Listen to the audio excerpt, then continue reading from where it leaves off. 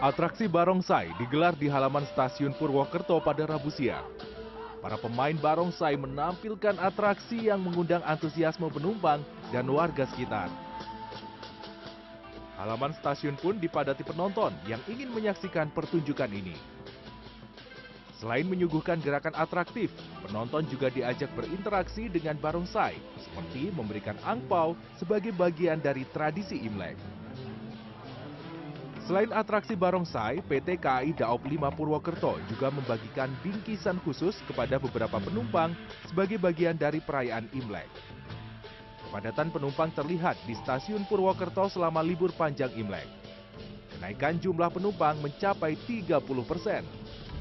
Untuk memenuhi permintaan penumpang, KAI Daop 5 Purwokerto telah menambah 2 kereta api tambahan.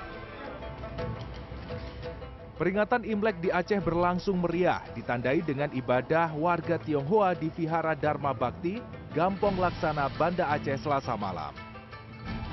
Warga Tionghoa membakar sejumlah dupa besar untuk ditempatkan di halaman vihara yang terletak di pusat perdagangan kota Banda Aceh ini.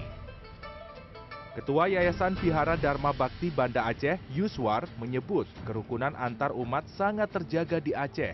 Dirinya juga optimis pemimpin baru hasil Pilkada 2024 akan ikut mengayomi mereka seperti halnya masyarakat Aceh yang lain. Tim Liputan CNN Indonesia. Di tengah perkembangan zaman, tradisi Imlek tetap bertahan menjadi simbol toleransi dan kebersamaan. Imlek juga menjadi momen untuk menyambut tahun baru dengan harapan baru. Malam ini kita akan berbincang makna di balik tradisi Imlek, keberuntungan di tahun ular kayu, dan harapan baru yang lebih baik untuk kita semua. Dan sudah hadir bersama saya pemerhati Tiongkok dan masyarakat Tionghoa, Yohanes Herlianto. Pak Yohanes, selamat malam. Selamat malam, Mbak Elvira. Kemudian juga Master Feng Shui, Julius Fang juga sudah hadir bersama kami. Selamat malam, Master. Selamat malam, Kung Si Fat Chai. Kong Si Fat Chai. Semoga makin cuan, semakin sehat dan makmur di Oke, tahun ular kayu. cuan. Dan juga Master juga ini di tengah.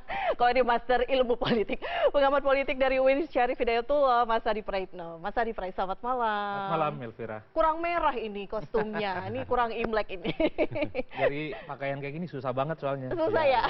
Limited. Karena sudah habis diburu masyarakat yang merayakan Imlek hari ini. Terima kasih Bapak-Bapak sudah hadir bersama kami. Kita berbicara mengenai tradisi Imlek yang kemudian saya lihat dalam beberapa tahun belakangan ini sebenarnya tidak hanya menjadi tradisi dari Tionghoa saja, tapi banyak juga masyarakat Indonesia yang ambil bagian dan menikmati, misalnya seperti tadi kita lihat atraksi barongsai begitu.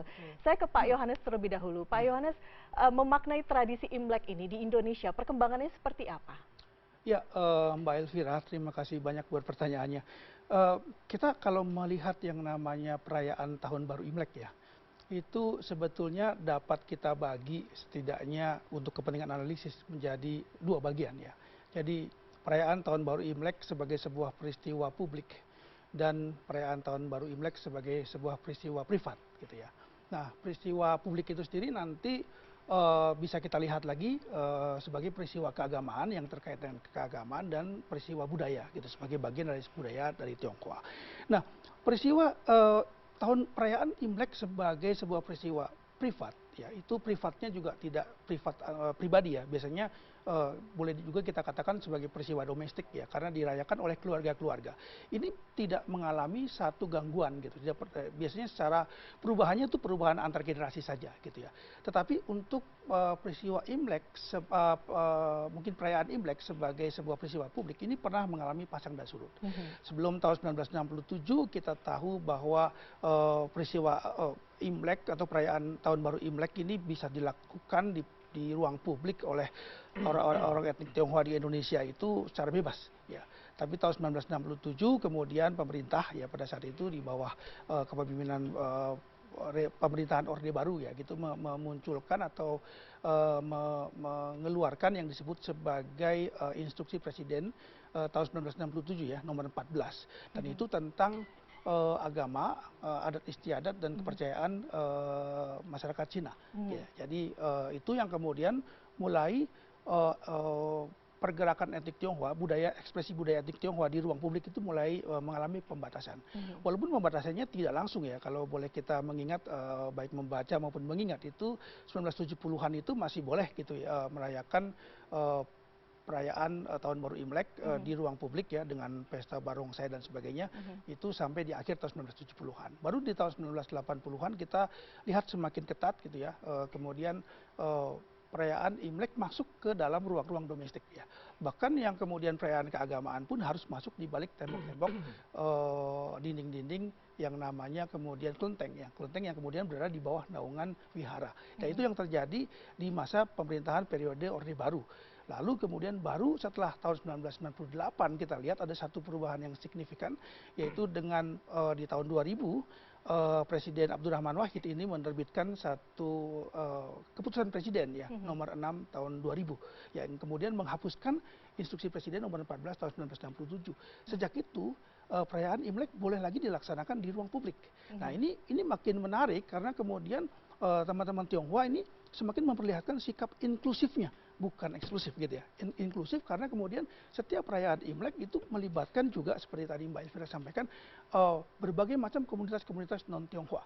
Ya, termasuk biasanya ketika kemudian dilaksanakan yang namanya kirap ya, kirap budaya atau parade budaya gitu, di mana kemudian teman-teman Tionghoa melakukan upacara menggotong topekong gitu misalnya, itu tidak dilakukan sendirian gitu ya, tetapi seringkali ada juga namanya budaya-budaya dari Reok Ponorogo bisa muncul, tarian-tarian lain dari lokal di Indonesia bisa muncul. Ini pada satu sisi memperlihatkan inklusivisme dari teman-teman Tionghoa, dan ini menurut saya perlu untuk kita maknai. Tapi pada sisi lain ini juga memperlihatkan inklusivisme dari teman-teman masyarakat Indonesia secara umum gitu. Karena masyarakat Indonesia bersedia untuk datang, ikut terlibat, ikut melihat, bahkan berpartisipasi dalam perayaan salah satu komponen bangsa ini. Demikian yang saya lihat. Ya, akulturasi budaya itu mempengaruhi dan perkembangannya sekarang luar biasa begitu ya Pak Yohanes? Betul Mbak. Oke, baik. Ya. Saya ke Master dulu deh. Ya. Kalau misalnya kita berbicara mengenai tadi ya, sekarang relatif untuk merayakan memang ada aturan tertentu yang dulu di masa Orde Baru tidak bisa. Tapi Anda sendiri pribadi bagaimana merasakan perayaan Imlek saat ini? Oke, kalau ditanya sih super happy banget. Kapan seorang Tionghoa bisa menjadi Tionghoa di negara Republik Indonesia ini yang mayoritasnya non-Tionghoa? Oke, semua pasti akan mendambakan hidup yang lebih istilahnya sesuai dengan rasnya, sesuai dengan habitatnya, sesuai dengan budayanya dia.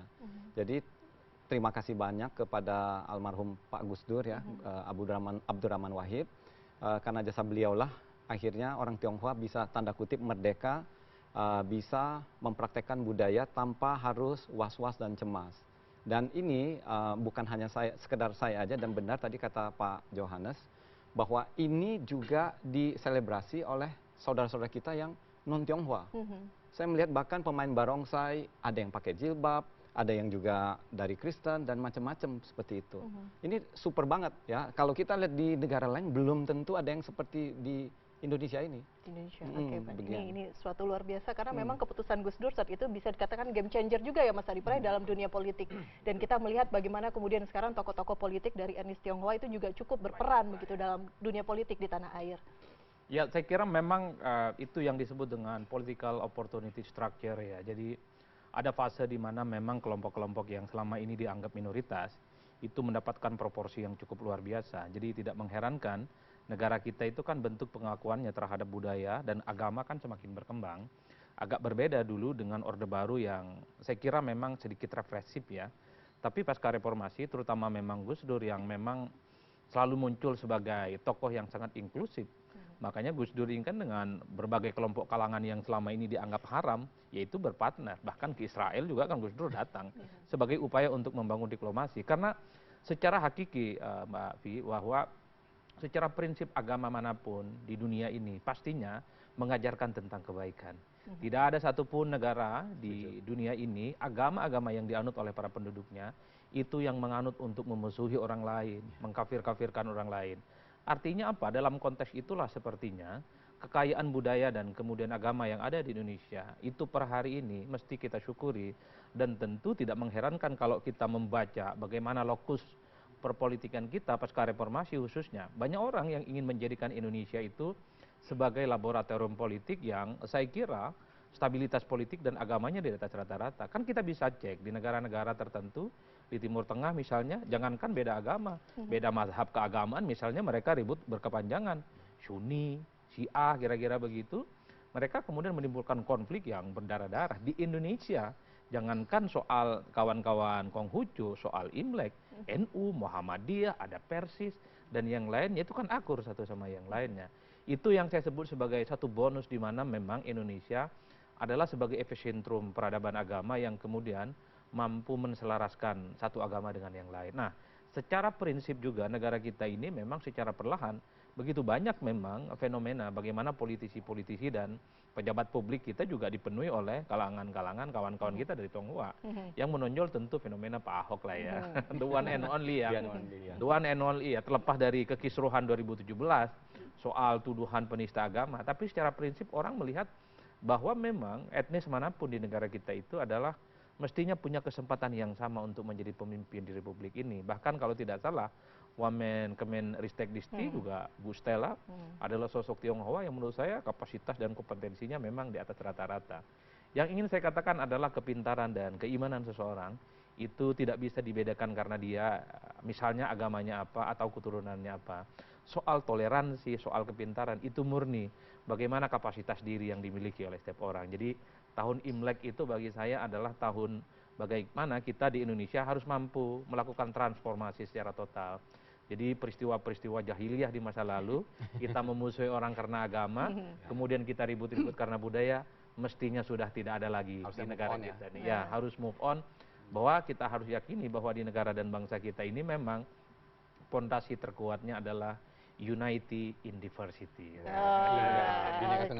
kira-kira begitu. Istilah orang Maduranya itu Bhinneka Tunggal Ika.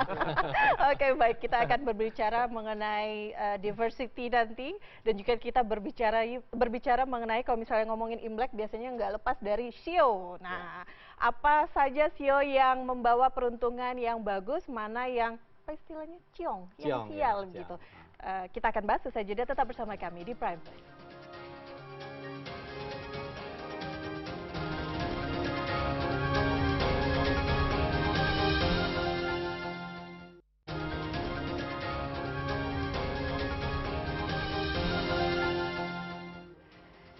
Baik, kami lanjutkan perbincangan malam hari ini. Kita masih berbicara mengenai tradisi Imlek. Apa saja makna di balik tradisi Imlek ini? Saya mulai dengan pertanyaan, mengapa kemudian harus warna merah? Pak Yohanes, ini di belakang kita di plasma juga sudah warna merah. Kenapa sih Imlek itu identik dengan warna merah? Ya, sebenarnya banyak cerita ya. Kalau warna merah itu kan sebetulnya ada yang mengatakan itu warna keberuntungan buat orang-orang, buat Tionghoa ya gitu ya. Tapi sebetulnya warna merah ini juga ada cerita-cerita yang mungkin Pak Julius nanti bisa akan lebih banyak bercerita. Ada tradisinya itu dulu setiap kali menjelang Imlek itu ada satu raksasa ya.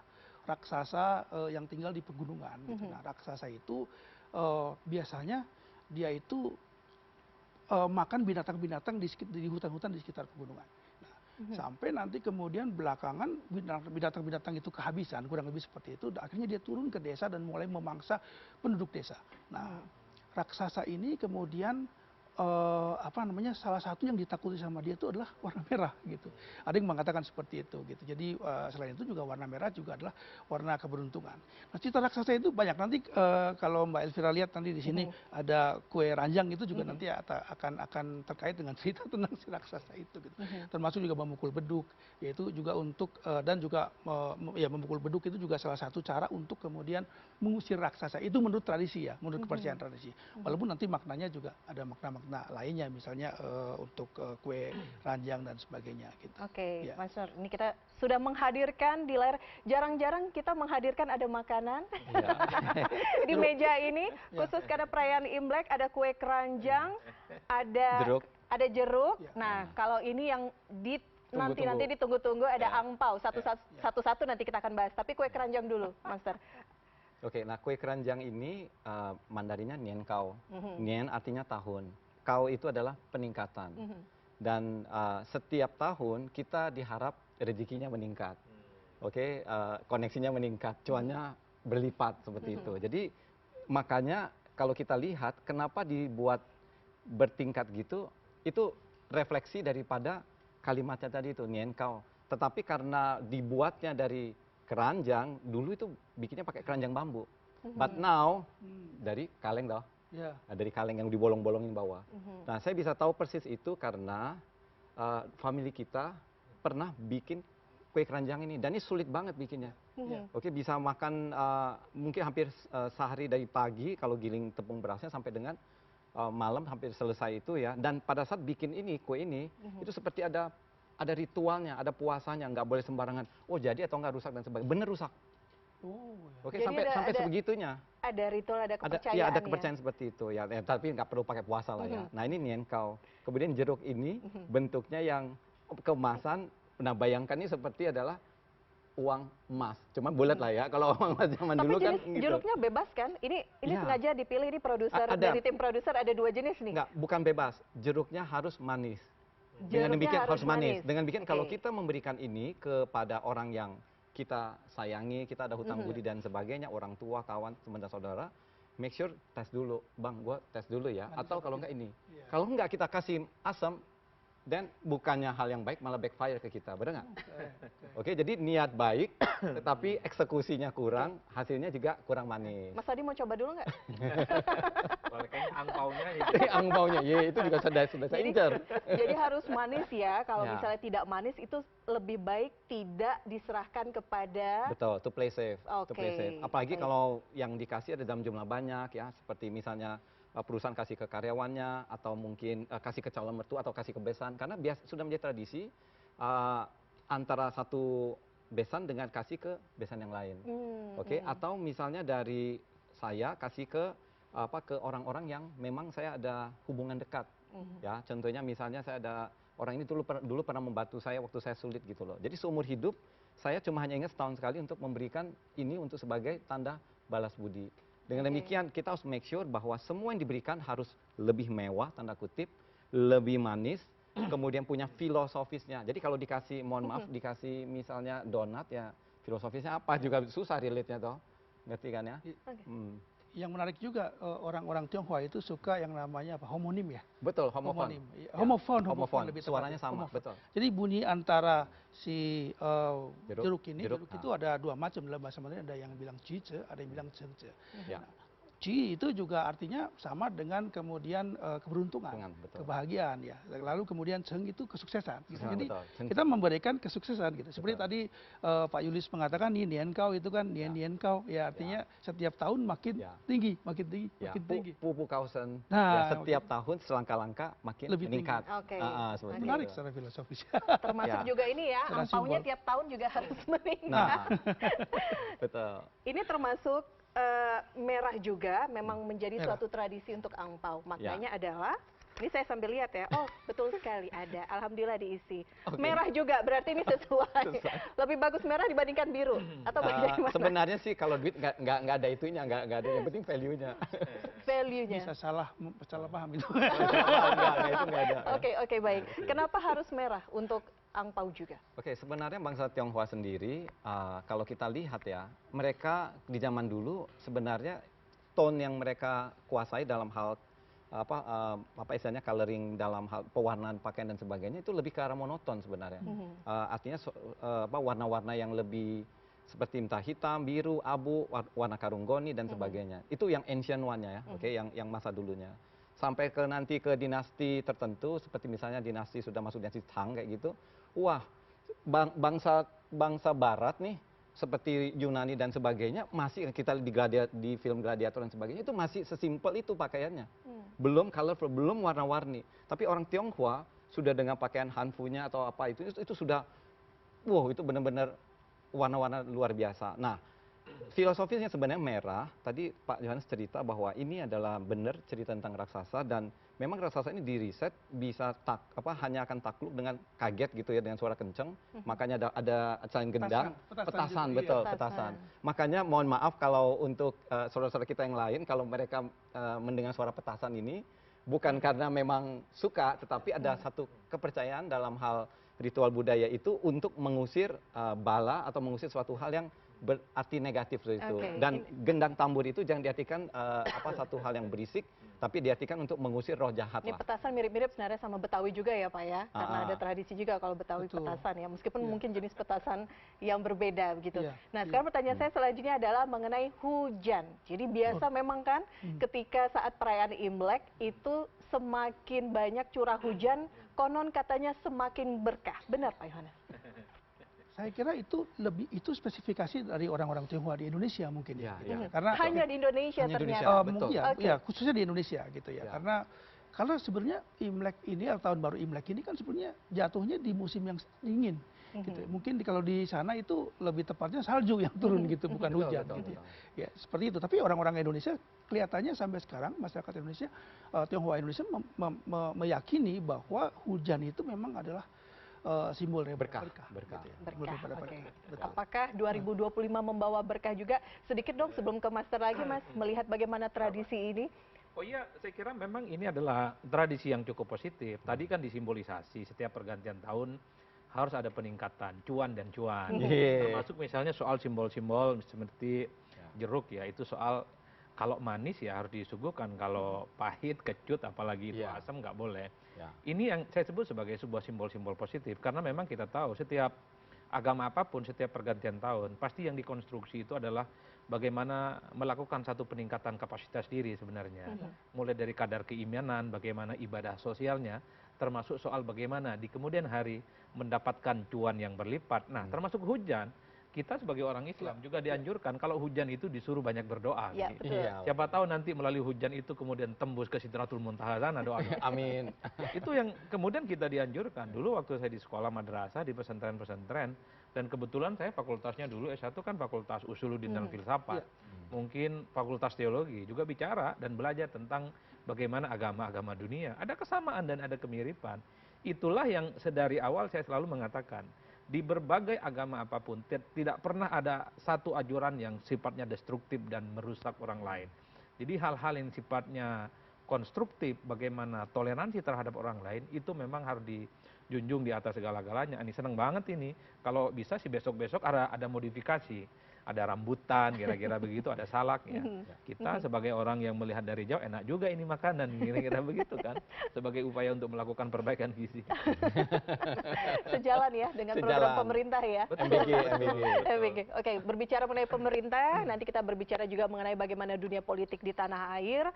Di tahun 2024 cukup panas begitu ya dunia politik di tanah air. Bagaimana untuk tahun 2025 dan kita akan bahas mengenai sio para pemimpin-pemimpin kita. Siapa saja? Usai jeda tetap bersama kami di Prime News.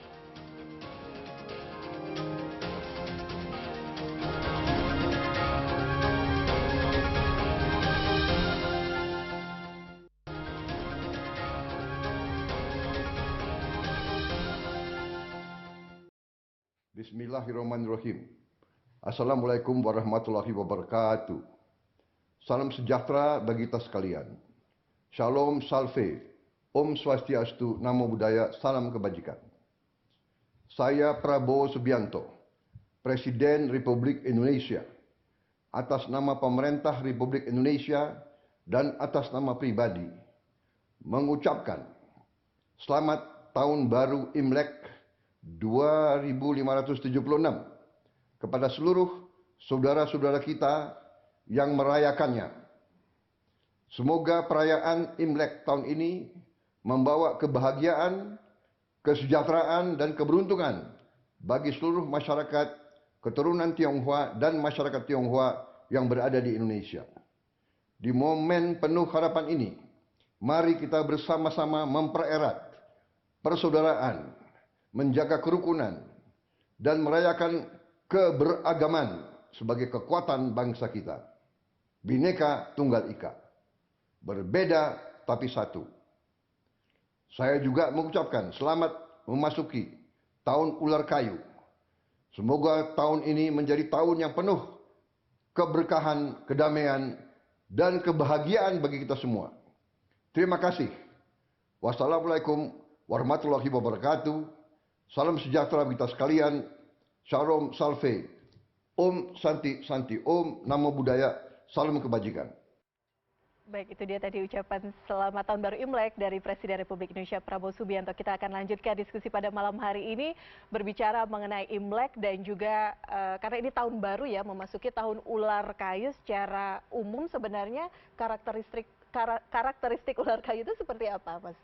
Oke, ular kayu sendiri itu datang dengan dua komponen. Jadi itu tidak mewakili sifat binatang. Ini miskonsepsi yang sering ada di pasar. Contohnya misalnya ular itu diam, berbisa, istilahnya diam-diam akan membenci atau mendendam dan sebagainya. Oke, jadi jangan jangan dilihat konteksnya ke sana dilihat ya. konteksnya sana ya. Itu sangat keliru. Ular ini mewakili elemen api besar di dalamnya. Dan api besar ini refleks seperti matahari. Nah, matahari ini membawa kesan positif seperti adanya keberanian, kemegahan, terang, kemudian kepercayaan diri, optimisme. Jadi tahun ini akan ada hal-hal positif seperti itu, optimisme, orang berani untuk mengungkapkan sesuatu. Nah, tetapi di sisi lain, apinya besar ini juga ada yang perlu diperhatikan nih, ya pemirsa, yaitu api besar ini kalau berjemur 15 menit oke toh, ya, nggak ada masalah. Tapi coba kalau dijemur lebih dari 15 menit, 1 jam, apa yang terjadi? Gosong, panas, membakar. Nah, kita bisa melihat fenomena di mana-mana rata-rata kebakaran bisa terjadi. Termasuk hati kita mudah juga terbakar. Jadi tahun ini adalah tahun kita harus bisa melatih kesabaran kita, karena ularnya itu akan membuat orang itu lebih sensi, membuat orang itu kurang sabar. Jadi problem tahun ini adalah di emosi. Emosi bisa membuat serangan jantung loh. Ya, ini ularnya nih. Ada kayunya lagi. Nah, kayu ini adalah kayu kecil. Kayu kecil ini merefleksikan seperti tanaman yang kecil yang batangnya lunak, ya, entah rumput, tanaman merambat, ataupun bunga. Semua punya karakteristik apa? Yaitu berkelompok, dan padang rumput itu indah, enak, ekspresif, seperti bunga-bunga, orang senang melihatnya. Tetapi segi positifnya ini kadang bisa membuat orang akan salah paham. Karena terlalu dia fleksibel, ya, seperti rumput, ditiup angin, dia kebal tuh. Ya, pohon besar dihanjar angin, dia akan tumbang. Artinya tahun ini kayu kecil mengusung semangat daripada resilience, daya juang, bertahan terhadap situasi sulit, ekonomi sulit. Ya, karena tahun ini ekonomi masih menantang juga sama seperti tahun kemarin. Dan kayu ini juga merefleksikan bahwa pada dasarnya kalau satu daun, satu bunga ini kita petik, ini akan sangat lemah. Tetapi kalau satu rumput ini disatukan, atau seperti tanaman merambat disatukan, dia akan bisa membelit satu pohon besar dan pohon itu akan mampus pada akhirnya. Artinya kekuatan kerjasama sangat diperlukan oleh masyarakat kita untuk bisa survive tahun ini. Khusus untuk politik sendiri seperti apa? Nah, politik juga akan 11-12 dengan refleks hal seperti itu. Kalau kayu kecil tadi sisi negatifnya adalah berhubungan dengan pikiran yang egois, ya, sesuatu hal yang males tapi mau hasilnya bagus. Ya, maklum kan tanaman merambat atau cuma hanya siap sedot dari inang doang ya, seperti itu ya. Dengan demikian kalau kita lihat ada usaha-usaha orang entah mau scam, mau mengambil manfaat dari kekeruhan, ataupun mereka ini melihat bahwa oke, itu kan kamu mencapai sesuatu kan karena ada ini, karena ada faktor apa dan sebagainya. Jadi perasaan sirik, dengki seperti kayu seperti rumput atau tanaman bunga ini melihat si pohon ditanam di hari sama tapi progres pertumbuhannya beda. Yang satu sudah hampir tinggi banget ini. Jadi orang melihat achievement ini dan akan muncul apa? Satu perasaan sirik bahwa jabatan kamu atau posisi kamu gua akan coba goyang nih. Jadi inilah ada usaha-usaha yang bikin politik ini keruh di tahun ini adalah ular kayu itu. Oke, jadi pembacaannya seperti itu ya di tahun ini ya. Mas Adi udah senyum-senyum. Mas Adi mau komentar? Ya, saya kira betul ya yang digambarkan tadi itu, bahwa memang tahun 2025 ini adalah tahun yang cukup krusial karena memang sudah ada semacam transisi politik sebenarnya. Kita tahu 2024 adalah tahun yang penuh dengan huru-hara politik yang cukup luar biasa. Nah, 2025 ini kan adalah tahun di mana politik gotong royong dan kerjasama politik itu muncul. Nah, Prabowo Subianto sebagai presiden per hari ini nyaris tak ada satupun yang merongrong. Nyaris tak ada satupun yang kemudian ingin menjadi oposisi. Even partai politik yang kalah pilpres seperti PKS, PKB termasuk Nasdem, bahkan PDIP sekalipun menyatakan kerjasama dengan Prabowo Subianto. Itu adalah filosofi dari pohon besar ataupun kayu besar yang tadi disampaikan. Tapi ingat memang kalau kita ukur rata-rata di 2005 itu adalah soal bagaimana fondasi ekonomi. Yang kita khawatirkan tentu di 2005 itu adalah bagaimana kita itu bukan hanya soal prospek pertumbuhan 8%, tapi setelah stabilitas politik itu ada, setelah politik gotong royong dan guyup itu ada, persoalan-persoalan ekonomi itulah yang kemudian dikhawatirkan akan menjadi penyulut bagaimana akan muncul kelompok-kelompok masyarakat yang kemudian tidak puas dengan pemerintah. Disitulah mungkin akan muncul demo, akan muncul protes, akan muncul ketidakpercayaan. Karenanya berbicara dengan orang lapar tentu tidak mudah. Oleh karena itu di tengah persatuan politik yang sudah mulai muncul, supaya akar-akar rumput yang ini tercerah berai, yang ini potensial goyah di kemudian hari, tentu tidak menjadi rumput kering yang sangat mudah dibakar kemarahannya, dan itu tentu akan menjadi sebuah ancaman instabilitas yang tidak bagus tentu saja untuk menumbuhkan bagaimana prospek ekonomi di masa yang akan datang. Karena kunci dasar pertumbuhan ekonomi, kalau saya baca dari politiknya Prabowo Subianto, adalah stabilitas politik.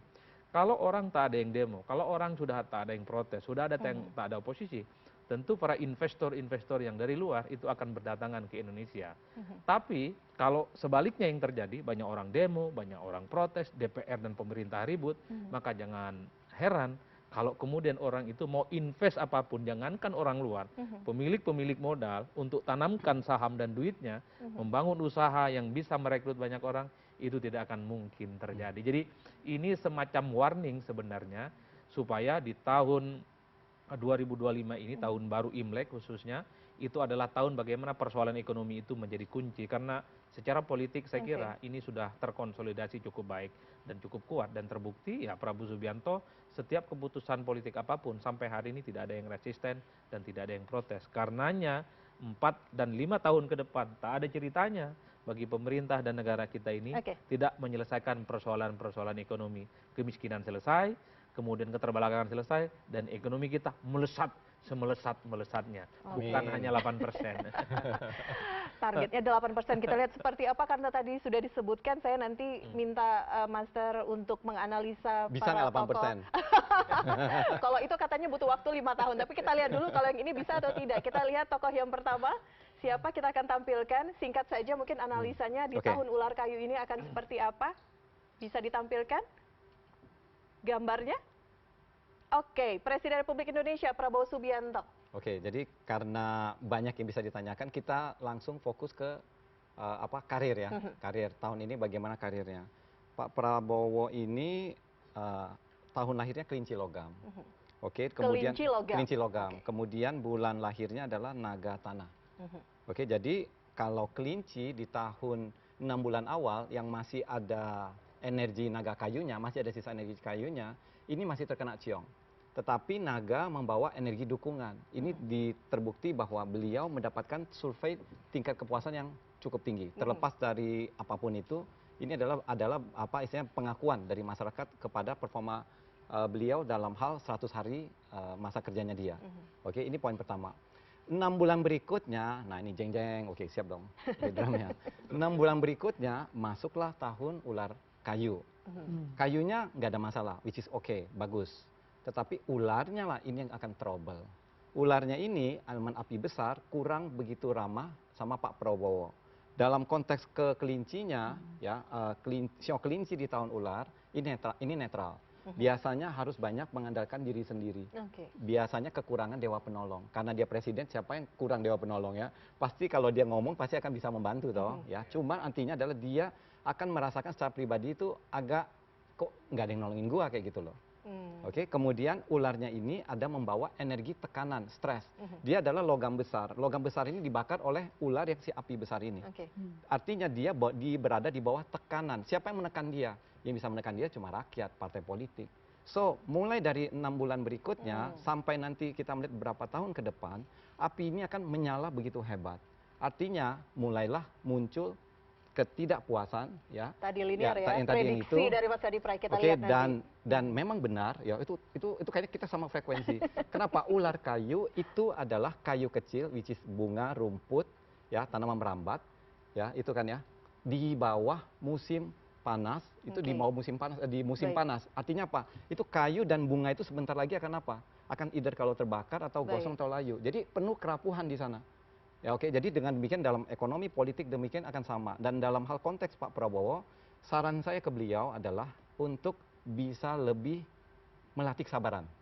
Kalau memang ada yang perlu diperbaiki, introspeksi dalam hal-hal yang berhubungan kebijakan beliau, bisa diperbaiki.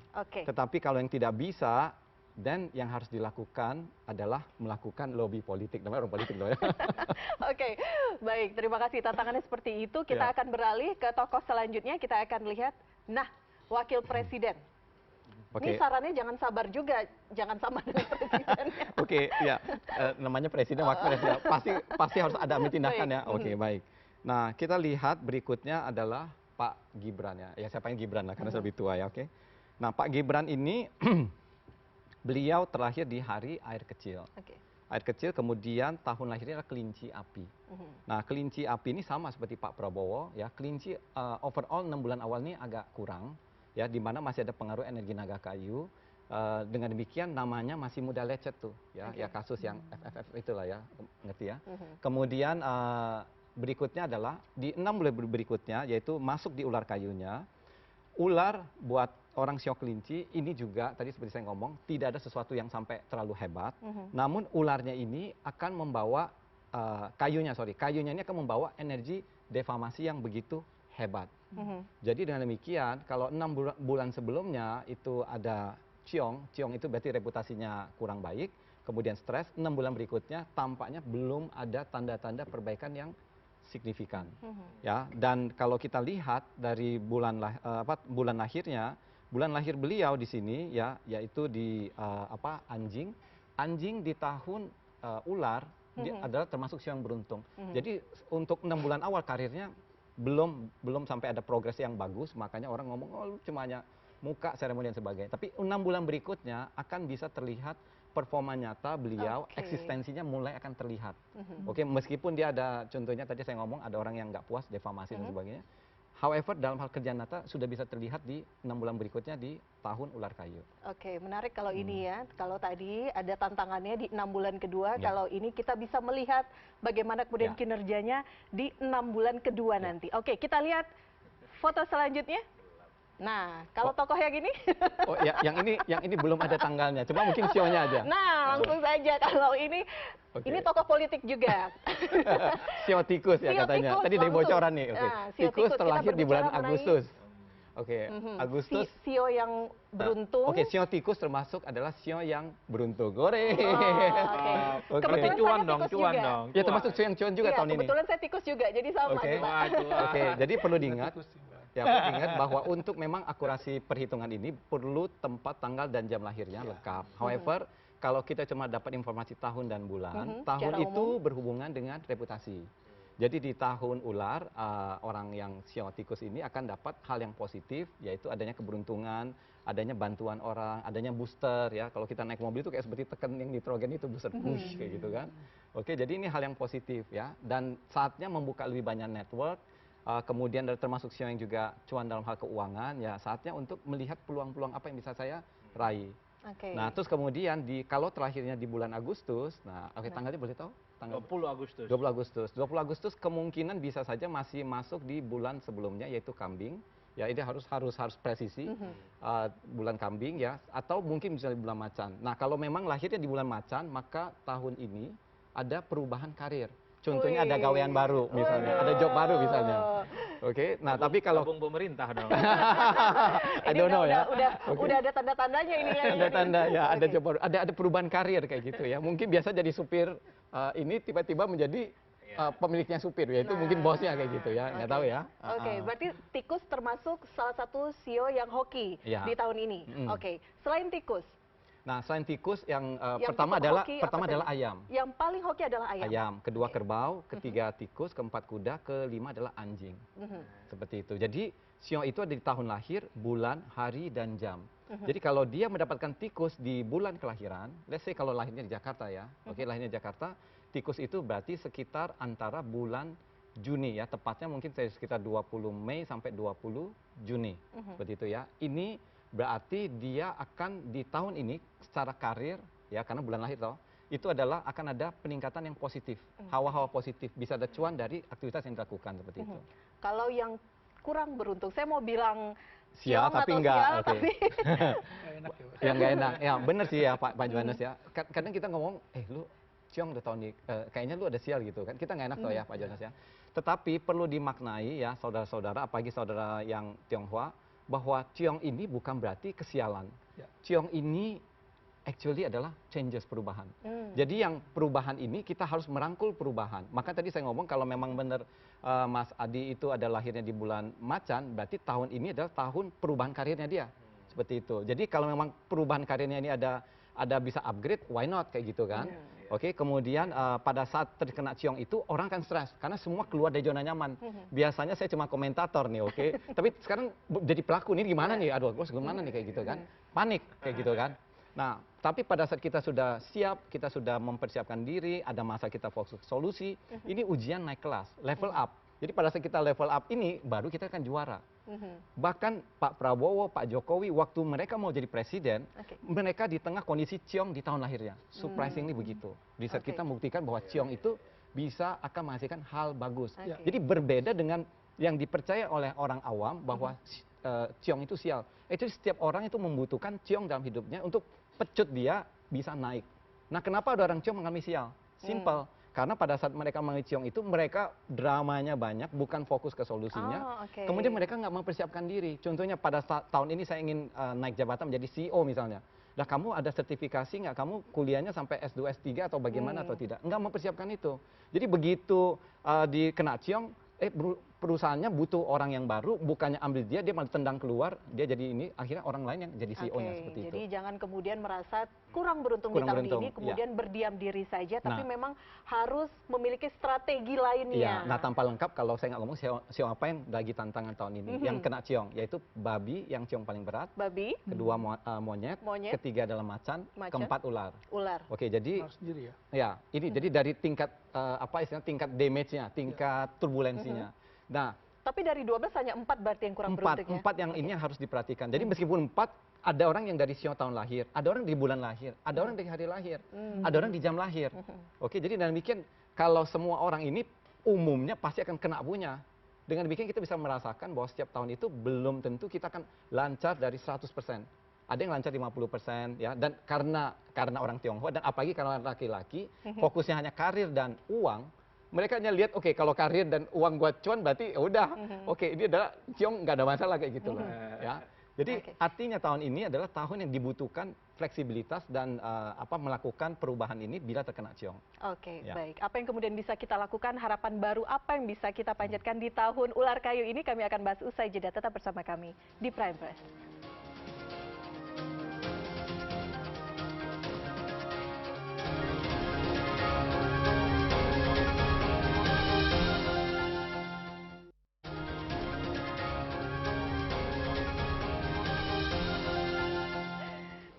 Baik, kita lanjutkan perbincangan malam hari ini. Kita berbicara mengenai tahun baru Imlek, harapan baru di sana. Kita berbicara mengenai keseimbangan juga. Kita harus menjaga bagaimana kemudian di dunia politik, di dunia perekonomian, cuan, ada target di sana, dan juga keseimbangan sebagai individu begitu di tahun ini. Pak Yohanes, berbicara mengenai keseimbangan di 2025 dan juga perayaan Imlek. Bagaimana harapan baru untuk tahun ini?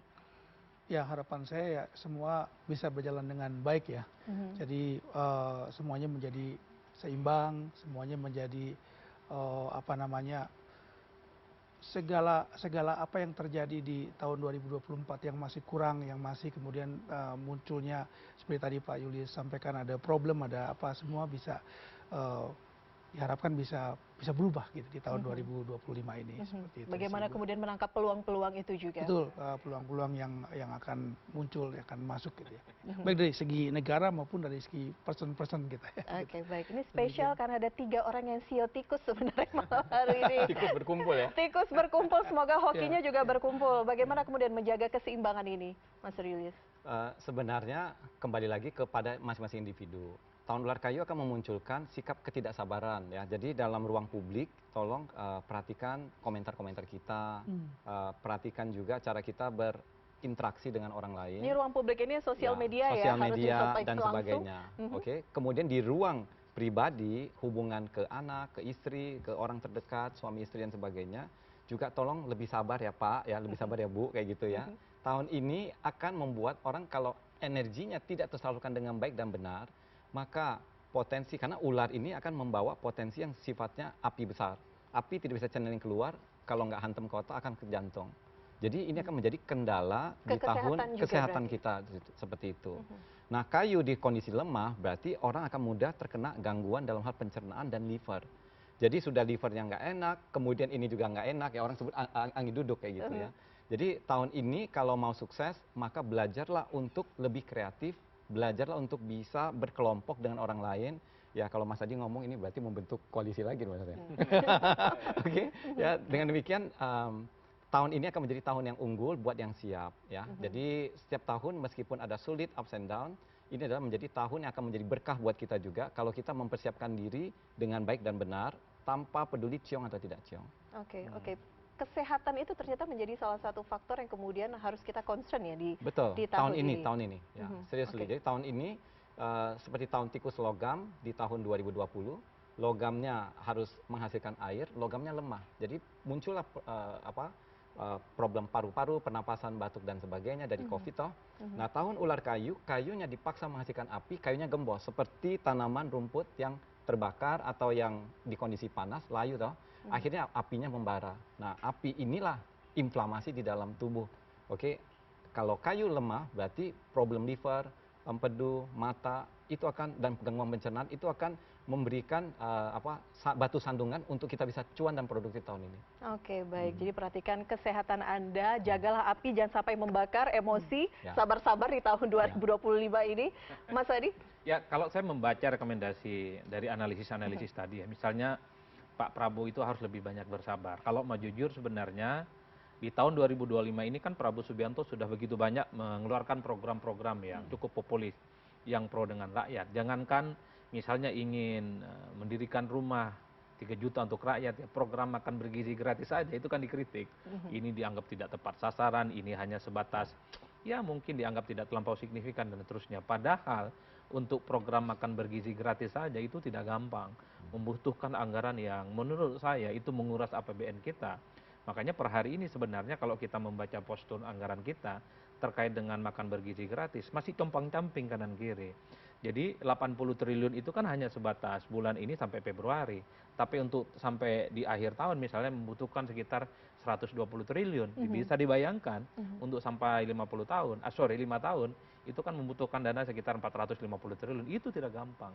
Itulah yang saya sebutkan, di tengah keinginan Prabowo Subianto berbuat baik untuk bangsa dan negara yang pro dengan rakyat. Kan banyak tuh, misalnya nih biaya haji turun, kemudian hutang UMKM dihilangkan, dan seterusnya. Itu pun nggak cukup, masih saja dikritik. Artinya apa? Segala sesuatu yang terkait dengan niat baik seringkali juga tidak terlampau mendapatkan respon positif. Itu dalam konteks Pak Prabowo Subianto.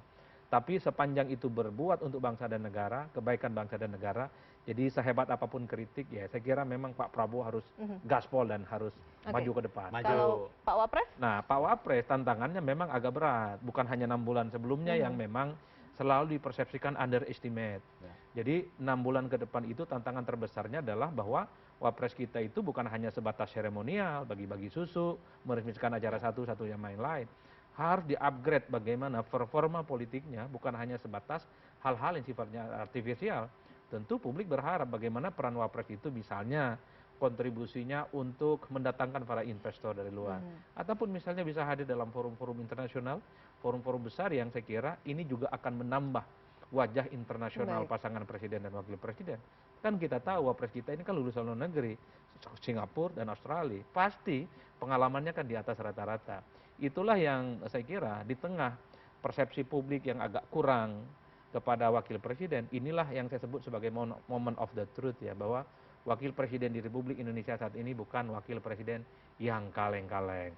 Kinerja yang terukur, kemudian pembuktian bagaimana bisa berkontribusi untuk bangsa dan negara adalah cara untuk membungkam para kritikus-kritikus itu. Saya kira di situ. Baik, kita tunggu ya seperti apa nanti ya. Cocok Pertanyaan nggak? selanjutnya, cocok untuk gabung di pemerintahan, mau ganti karir mungkin di tahun ini. Kena ciong dia. Baik, Mas Adi terima kasih, Mas Adi terima kasih. Terima kasih Pak Yohanes sudah berbincang bersama kami, dan demikian Prime Plus malam hari ini. Selamat tahun baru Imlek bagi Anda yang merayakan. Semoga tahun ini penuh berkah serta rezeki melimpah. Saya Elvira Karunisa, kita jumpa lagi pekan depan di Prime Plus. Silakan.